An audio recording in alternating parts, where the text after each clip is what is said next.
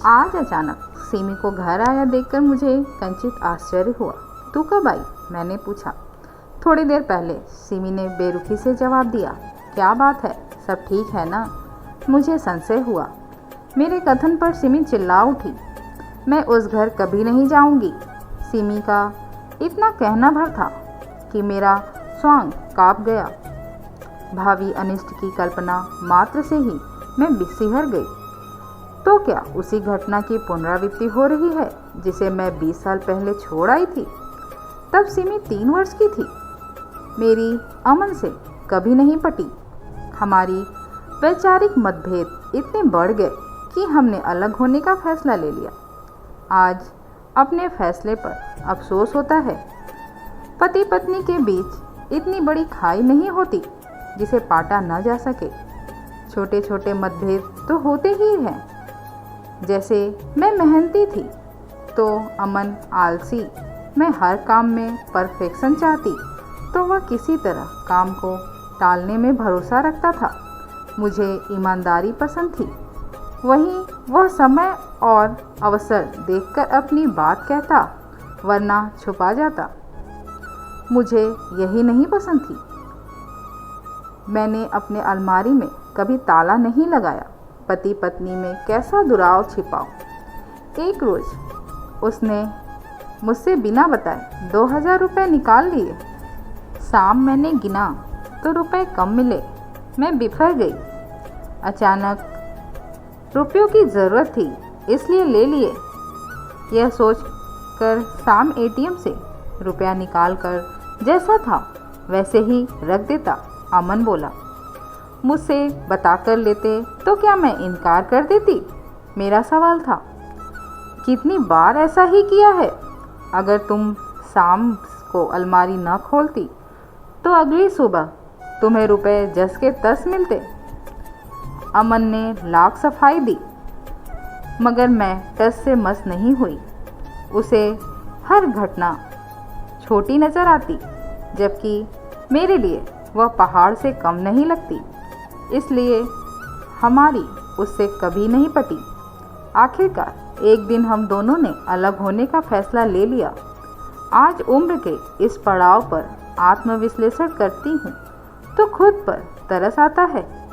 बेकार ही अमन को हमेशा गुनाहगार साबित करती रही जबकि वह तो वही करता रहा जो उसे उचित लगा। मुझे उसके नज़रिए का भी सम्मान करना चाहिए था। वह न तो शराबी था न ही उसे किसी बुरी लत का शिकार था। ऑफिस से सीधा घर आता और अपनी पारिवारिक जिम्मेदारी में लग जाता। तलाक के समय सिमी 4 साल की थी। किस तरह मैंने उसे पाला मैं ही जानती थी। दूसरी शादी इसलिए नहीं की कि पता नहीं वह कैसा इंसान होगा, मेरी बेटी को बाप का दर्जा देगा या नहीं। सिमी को नौकरानी के भरोसे छोड़कर आती।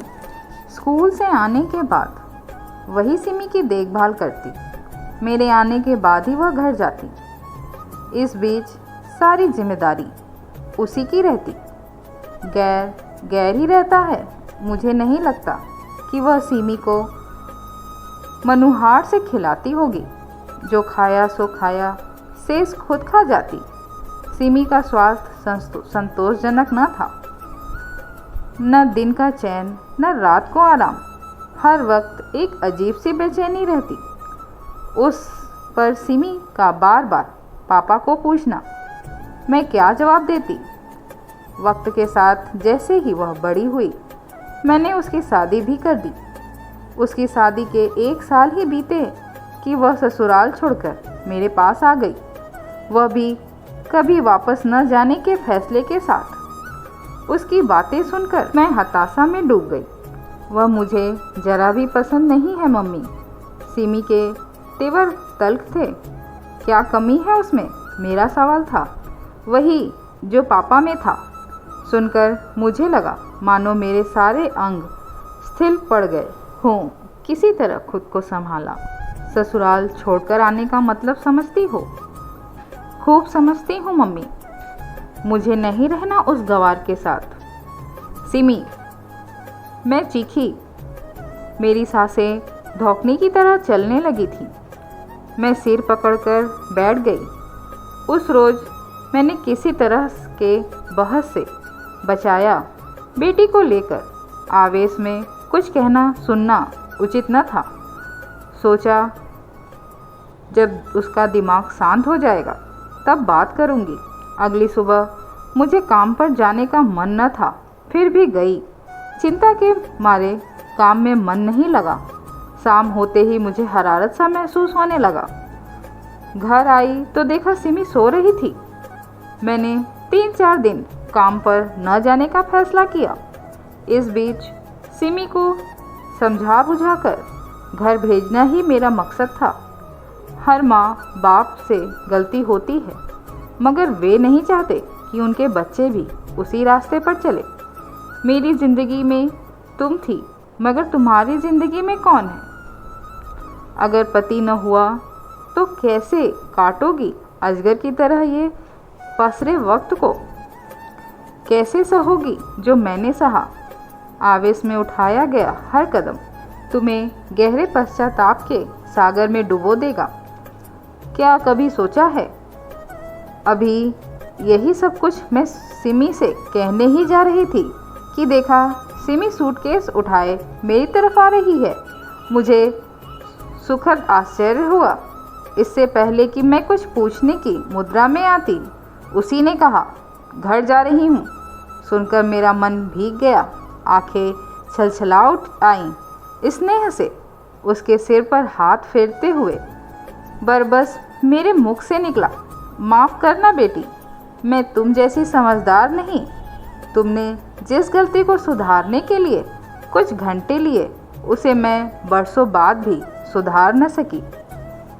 आशा करती हूँ आपको ये कहानी पसंद आई होगी।